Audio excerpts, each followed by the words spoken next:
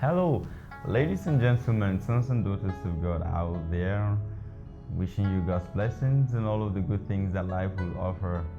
I'm Reverend Father Walter Godwin Fry from the Catholic Diocese of Jalingo, northeastern Nigeria in Africa, and I'm saying to you, God's blessings.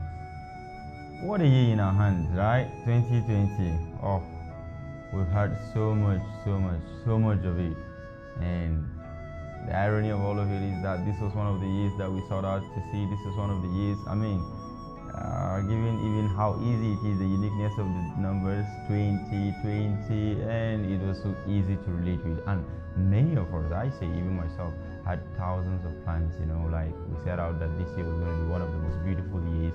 And many of us at the end of this year, as it is now, would have been in this year 2020 counting the so much achievements and the success we've recorded and all of the things that we set out and we achieved, all of the goals and aims, and then counting to the end of the year, we see that, oh, what a great year we had.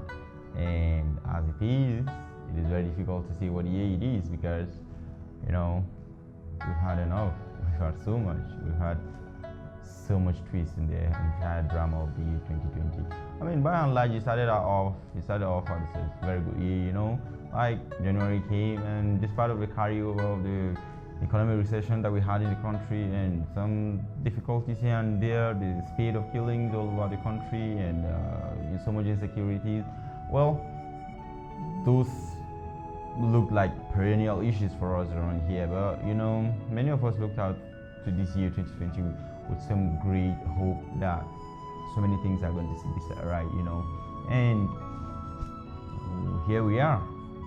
It was January, then all of a sudden it's now November, and we're going to be meeting 2021 very soon for those of us who will be alive, for those willing. It raises a lot of questions as to the power of human planning, like as human beings we had our plans, we had our forecasts, we had our projections, we had what we sought out to do, and